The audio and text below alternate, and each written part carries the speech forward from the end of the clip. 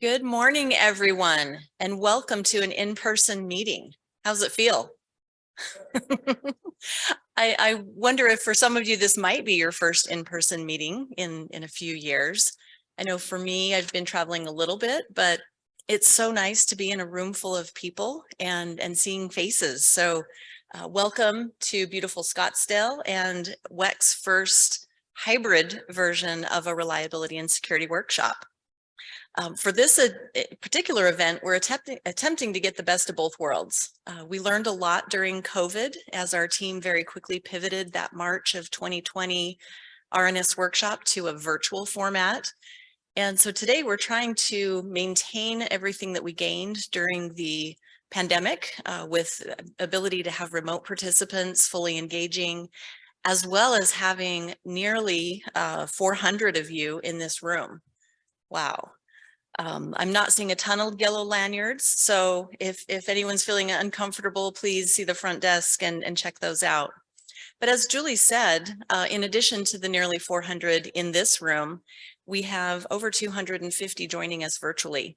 So the Whova platform will be a wonderful way for us all to engage together, and hopefully everyone will have the same opportunities to ask questions, learn and engage in being part of these larger reliability and security discussions. In the weeks leading up to this event, our team posted on WEC's LinkedIn page a live poll asking the following question. If you're joining us in Scottsdale for the RNS workshop, what are you most excited about? So I'm going to share with you the results. The lowest response was learning new oversight topics. Don't be alarmed. 7% of you responded that was what you're most excited about. 13% of you responded that understanding audit approaches was what you were most excited about. 20% of you responded that reconnecting with colleagues was what you're most excited about. And don't be alarmed, 60% of you said all of the above.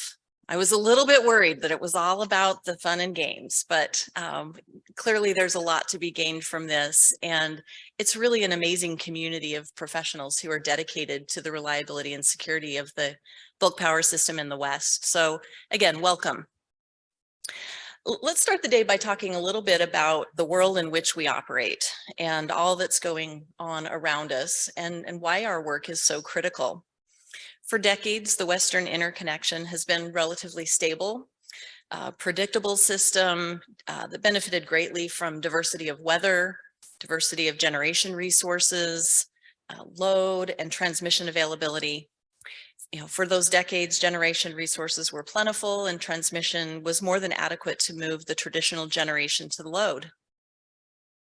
Over the last several years, however, the grid across the country, and in particular here in the West, is in a massive state of transformation that is accelerating in its pace.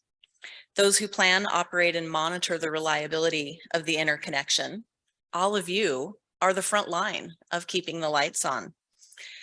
You must confront more frequent challenges, including integrating massive amounts of new generating resources that bring technological and dispatchability challenges and opportunities. You're also responding to more frequent extreme weather events, including impacts of wildfires, not wildflowers, wildfires and drought, adjusting to rapidly changing load profiles due to electrification and the addition of behind the meter resources, and of course, defending against the ever-present, evolving and increasing cybersecurity and physical security threats. Adding to this, aggressive clean energy targets, differing policies between states and international jurisdictions, the development of the day ahead and contemplation of organized markets, and the replacement of traditional baseload and synchronous generation with new variable resources further challenge industry's ability to plan and operate the grid. Clearly, the grid of the future will be different than the past and the present. The impact of these changes was evident in this summer's late season heat dome event, where on September 6th, the Western interconnection set a new all-time peak demand record of 167,530 megawatts. We exceeded the old record set during August of 2020's heat event by over 5,000 megawatts. It's incredible. We also realize that at the same time, we're doing that with a different generation mix than we had even 2 years ago. In the years to come, as new challenges are identified and overcome, the constant that will remain is the absolutely essential nature of electricity. It is the foundation on which our society is built, and as a result, the reliability and security of the bulk power system must always remain at the forefront of the conversation. Those of you who are here today are critical to the success of the Western Interconnections bulk power system and security, reliability and security. In essence, you are on the front line of addressing these risks, and I applaud you for that. To support you in your role, we will discuss a lot of topics over the next 2 days, covering a wide range of items, from registration and certification to internal controls to key focus areas related to reliability and many other matters. In addition, I'm certain that there will be many valuable hallway conversations and chats through the Whova platform. You'll also notice that there have been some changes to the WEC's reliability and security team, notably our new Vice President, Steve Noss, who I'll introduce in a moment. I want to highlight that the reliability and security oversight team is also working hard to find ways to continually improve how we integrate our program areas in supporting a one CMEP mindset. What that means is that the experience for registered entities should feel like an integrated program. So if you're on the outside looking in, you're seeing that the components of our program clearly support one another. So we're working hard at that, and that will take us some time. But we also believe that a forward-looking regulator is one that seeks to understand how entities identify and mitigate their own risks. That's a central why of everything that we do at WEC. And while finding non-compliance, making recommendations for mitigation, and assessing enforcement actions are possible outcomes of our work, they are not the reason for the work that we do. The real objective here is that we maintain the reliability and security of the bulk power system, and that's built into daily operations. We look forward to the rich conversations over the next few days, and I will just now emphasize a few of the highlights. First, I'm really excited about a keynote address tomorrow morning from Melanie. Melanie is NERC's Senior Vice President and Chief Executive Officer of the Electricity Information Sharing and Analysis Center, known as the EISAC. Melanie will discuss the current cyber threat landscape, and it goes without saying that there's a lot of activity throughout the world and facing our industry in particular on this topic. We also have a robust set of topics related to cyber and physical security, so I'm very thankful that Melanie will come and set the stage for us tomorrow. We'll also spend some time talking about internal controls. As our risk-based CMEP has evolved, there's been a steady emphasis on the importance of internal controls, and that ties to the comments earlier about why we do our oversight. Our obligation is not just to process compliance and enforcement in a check-the-box manner, but really to understand how well each entity is able to manage and mitigate its own reliability and security risks. For that reason, we embed understanding of internal controls throughout all of our processes, because we believe that an inherent part of oversight is that's an inherent part of oversight and not something that's tacked on at the end. We appreciate the continued maturity in this area, and we look forward to getting a chance to explore this more with each of you during the conversations this week.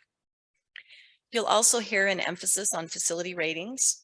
This is a topic that's received a lot of attention over the last 5 years by the ERO enterprise, by entities enhancing their own programs, and even from FERC.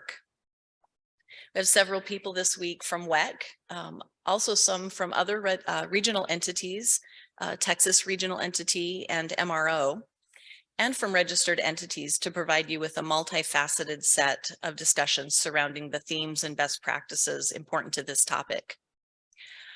You may have seen recently that the ERO enterprise released a large set of findings and themes related to facility ratings. So if you haven't already seen that, I would encourage you to take a look at the WEC website or the NERC website and find that information. I'd now like to introduce our new Vice President of Reliability and Security Oversight, Steve Noss. Steve will be your host for the next 2 days. So if you haven't had a chance yet to meet him, you will. And I would encourage you to introduce yourself at a break. A little bit about Steve. Steve joined us at WEC in April of 2022 and oversees the continued development of our risk-informed compliance monitoring and enforcement program. Steve also manages the teams within the oversight department, including entity monitoring, risk assessment, and registration, and enforcement and mitigation. Before joining WEC, Steve served as Director of Regulatory Programs at NERC, so he has a lot of experience in the topics that we'll be discussing this week. Prior to NERC, Steve was an attorney at the Minnesota legislature, where he advised legislative members and coordinated rulemaking with agencies within the executive branch. Steve served in the United States Army. Thank you, Steve, for your service. And during his deployment to Iraq, he received the Bronze Star Medal. Steve holds a Bachelor of Science in International Politics from the U.S. Military Academy at West Point and a Juris Doctorate from the University of Minnesota Law School. Please join me now in welcoming Steve Noss.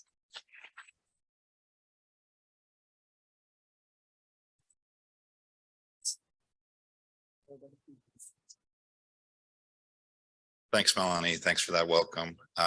And good morning to everybody out here. Wow.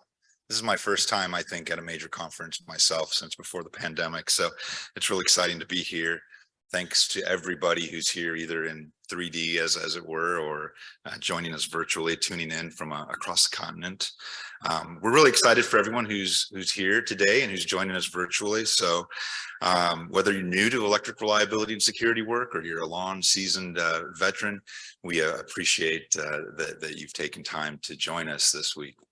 Could we just see, I'm curious, how many folks that are here have come to this conference for the first time? How many of you is a first time attendee? Wow, okay, so it looks about a third or half even, so this is excellent. And then I presume the rest of you have been here before, so you know, we're excited. This is a big accomplishment for us. It's our first major workshop of this magnitude that we've been able to host since the long time ago. And we're really excited for putting this on. Before I go a little bit further, I want to acknowledge a little bit, though. There's a lot that went into build this out. From WEC, from across the Euro Enterprise, they spent a lot of time planning this workshop. They've been working for months coordinating the topics, coordinating the subject matter, and a lot of that includes presentations and discussions from participants from industry companies as well. So thank you for that participation this week. Many thanks for agreeing to share. So if you could, I'd just like to ask you all to join with me for a moment and giving them a round of applause for the work that they've done.